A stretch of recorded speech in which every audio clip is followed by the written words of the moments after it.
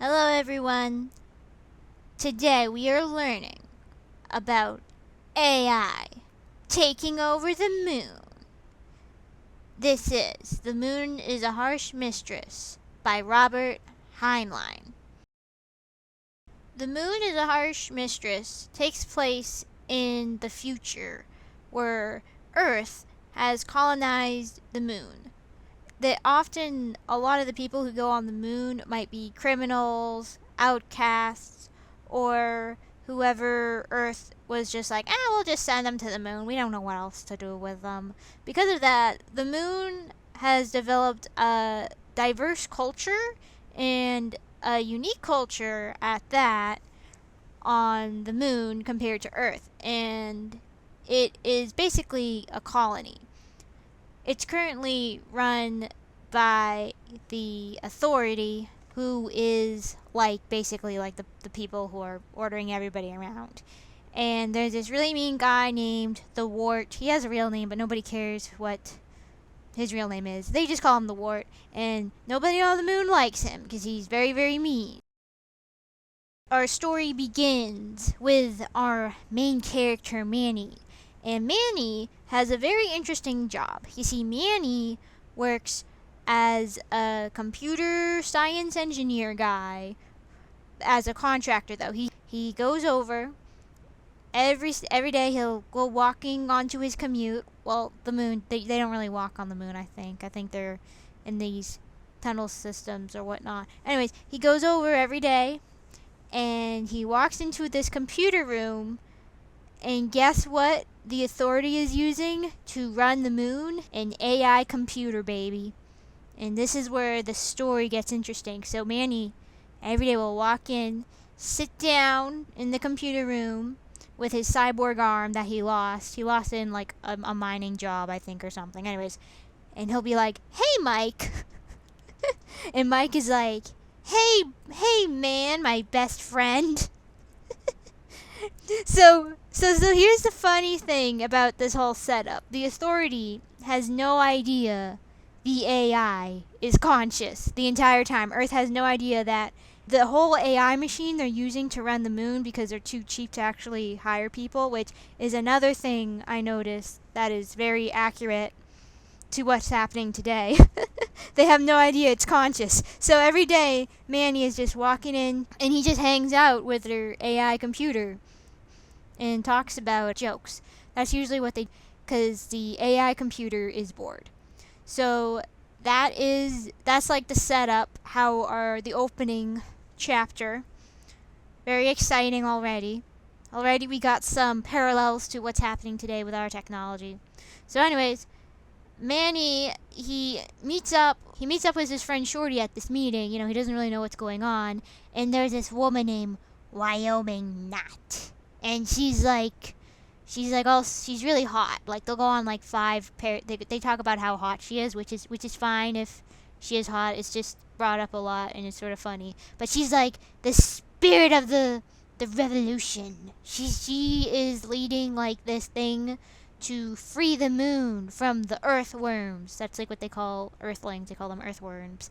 And she's like, we loonies. That's what they call the moon people. We're gonna free everybody from the earthworms. And everyone's like, yeah, woo. But then, of course, they get caught by the authority.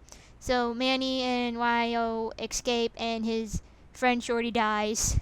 We knew him for like a chapter, but it's very impactful, very sad.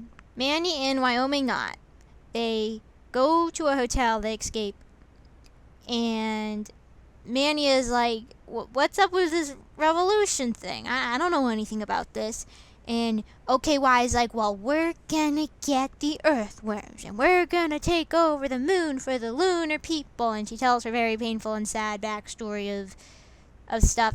It doesn't really matter for the thing. But anyways, she tells Manny about herself, and they bond, and they end up liking each other a bit. Anyways, the professor who has like a fancy French name, I'm gonna call him the professor. So the professor is this old political exile guy, and he's currently like sort of running schools on the moon and stuff. Anyways, he sort of pops in, meets up with Manny in OKY, and he's like, hey, what's going on, guys? OKY, she explains her genius plan to take over the moon by just beating the earthworms. Like, that's her plan. And they're like, okay, how are you gonna do that? She's like, we're just gonna do it. We're gonna like go after the authority, kick them off the planet. We're just gonna do it. We're gonna do it, guys. Like, she has that, like, we're gonna just do it. It'll be great attitude. And everyone's like, okay, well, what are we gonna do about food? Because a lot of our food gets exported to the moon, to Earth. A lot of our food gets exported to Earth, and we don't have all the same supplies and like Earth does. So how are we gonna do that? Like, what about electricity? What about all this other stuff? And she's like, oh, we'll just figure it out later. We're just gonna figure it out later. It'll be great. And everyone's like, no, we need to think about this now. Like, what are we gonna do if they invade us with a giant army? She's like, we'll think about it later. It'll be great. We're just gonna do it. So everyone is realizing that OKY does not have a really great plan. She is not thinking ahead. So, but they all like her. They're all besties, so they're all trying to come up with what to do, how to kick off the authority, the wart. So anyways, the professor is all like, well, we need some type of communication system for the rebellion. And then Manny is like, oh, wait, guys, I know who can help. And they're like, who? He's like, oh, I have like this AI robot that the authority uses. We can just use him. And everyone's like, what? So he calls up Mike. So here's another thing about this book. The AI is not the antagonist. The AI, he is not the problem in this book. I know the thumbnail is all like ChatGPT taking over the moon, but he is not like the evil bad guy in this book. He thinks this is fun. So Manny is like, Mike, you want to help us like kick out the authority? And Mike's like, yeah, it sounds like fun. And everyone's like, yay! First, Mike, he has to like calculate the probability of them kicking out the authority, and it was like, and getting independence, and it was like 1 out of 7. So everyone's like, oh yeah, that'll work, we'll do it. And Mike's like, are you sure? This is like 1 out of 7, this is not good. And they're like, Mike, we're loonies, we're just gonna do it. We're gonna free the moon.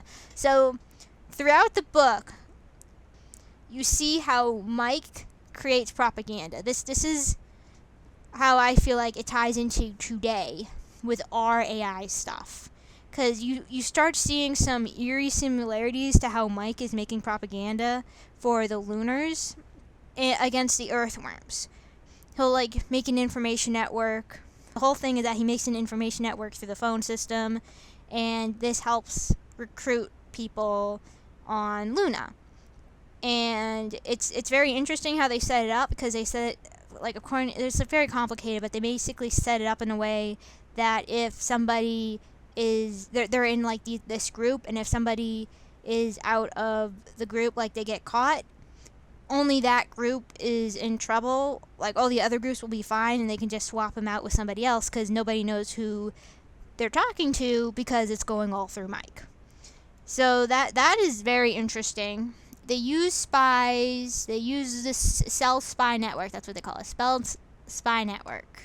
They also use the main character's family as well. I'll get back to the family in a minute, but I want to stay on topic for the AI stuff. Okay, so this is the thing about the AI that I think is the most important, that is actually very super similar to what's happening with AI today. So basically, there is a part in the story where Mike has to make this persona called Adam Celine. So, alright.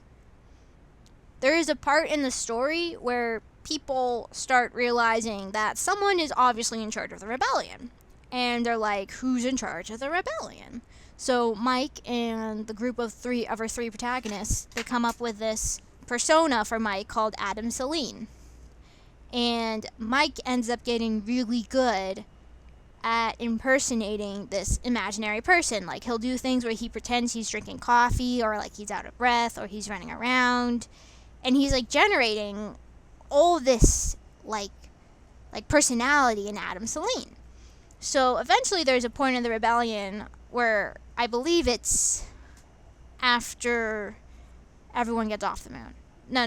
It's after like Earth starts realizing, oh, the lunar people, they're like serious. They really they want the freedom, baby. They want the freedom. And everyone's like, we want to see Adam Celine. And everyone's like in the room. Our 3 protags are in the room like, oh shit.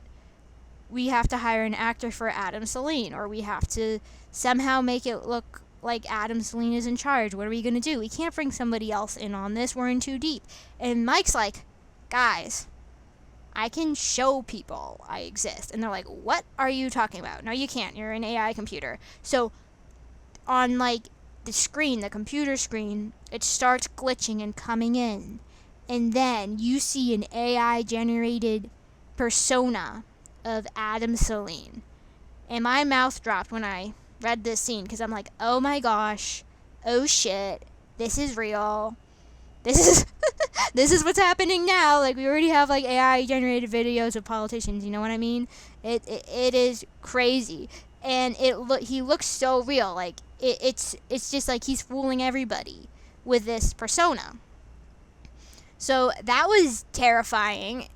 And like I said earlier, Mike is not the antagonist in this book. He is just doing this for the shits and giggles. He's not like the bad guy. So of course, now that there's an actual Adam Celine, everybody is like even more riled up.